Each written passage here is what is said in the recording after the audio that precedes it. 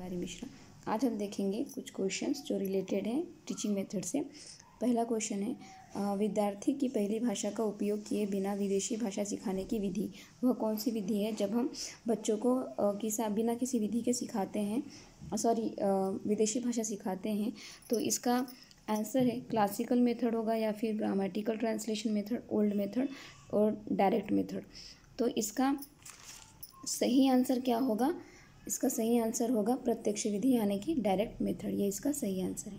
Next question की तरफ बढ़ेंगे। अंग्रेजी पढ़ाने की व्याकरण अनुवाद विधि, यानी जब अंग्रेजी पढ़ाते हैं तो व्याकरण अनुवाद विधि क्या है उसकी? Grammar translation method of teaching English heavily relies on, मतलब कि किस चीज़ में सबसे ज़्यादा देखी जाती है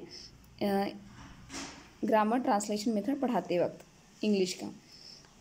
कौन सी चीज़ उसमें सबसे ज़्यादा मैटर करती हैं?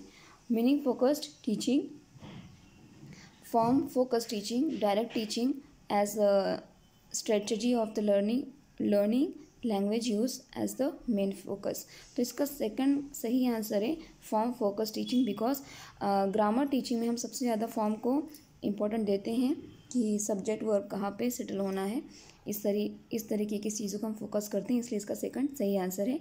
नेक्स्ट पॉइंट की तरफ बढ़ेंगे।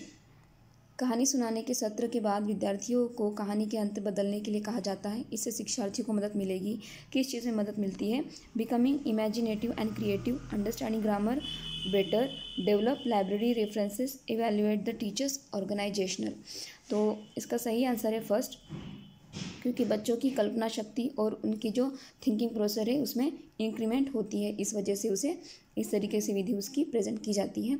निम्नलिखित में से कौन सा विद्यार्थियों को अपने स्वयं के सीखने के लिए अधिक जिम्मेदारी लेने में मदद करेगा?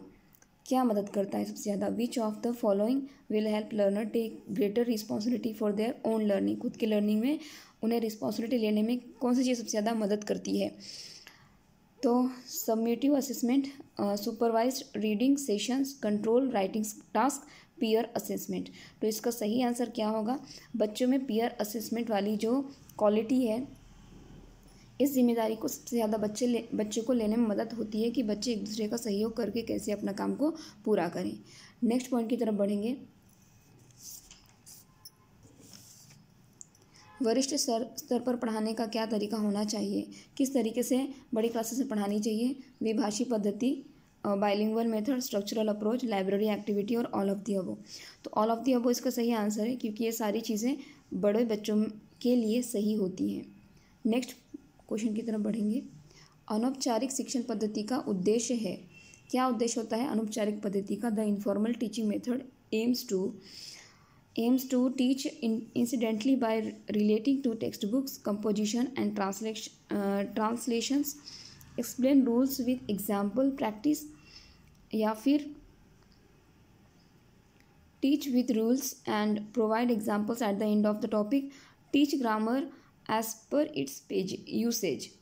तो इसका सही आंसर सही है पाठ्य पुस्तकों की अनुवादों के संबंध में सहयोग से पढ़ाएं, यानी कि teach incidentally by relating to text books, compositions and translations. ये इसका सही आंसर है। नेक्स्ट पॉइंट की तरफ बढ़ेंगे।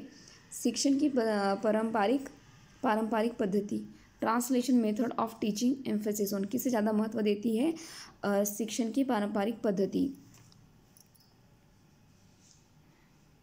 Teaching incidentally by relating to objects, using only examples, giving examples followed by rules, providing grammatical rules। तो इसका सही आंसर होगा providing grammatical rules होगा, जो कि शिक्षण पारंपरिक पद्धति होती है। जैसे कि हम देखे हैं रूल्स पहले पढ़ाए जाते हैं फिर उसे यूज़ किए जाते हैं, इस तरीके की चीज़ें होती हैं, तो ये प्रोवाइडिंग ग्रामेटिकल रूल्स में आएगा। नेक्स्ट पॉइंट की तरफ बढ़ेंगे। निम्न में से कौन सा व्याकरण पढ़ाने का लाभ नहीं है? व्याकरण पढ़ाने का नाम नहीं है। Which of the following is not an advantage of teaching grammar? Gives an overall to the learner about worldly things, helps to develop various languages, skill focuses on concrete to abstract approach, is based on the rote method of learning. तो इसका fourth answer सही है, is based on the rote method of learning. Rote method के ऊपर है, मतलब सिर्फ रट्टाफिकेशन को वैल्यू देती है व्याकरण पढ़ाने की पद्धति। नेक्स्ट पॉइंट की तरफ बढ़ेंगे। शिक्षण के सहसंबंध या संदर्भ विधि को क्या कहते हैं? कोरिलेशन और references method of teaching is also known as traditional method of teaching, informal method of teaching, incident method of teaching, induct and deduct method of teaching. शिक्षण के सहसंबंध या संदर्भ विधि को शिक्षण की पारंपरिक विधि, शिक्षण को अनौपचारिक विधि से पढ़ाना। तो इसका सही आंसर क्या होगा?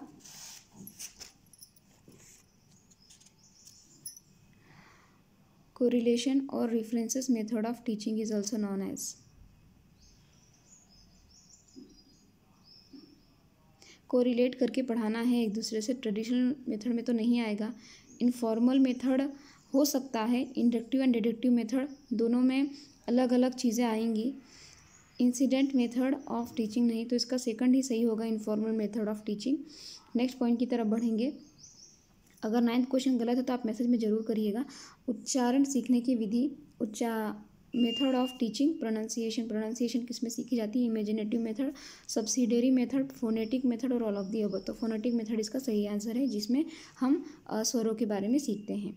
तो आई होप आपको वीडियो अच्छा लगा होगा। लाइक शेयर और सब्सक्राइब जरूर करिएगा और मिलते हैं नए वीडियो की तरफ।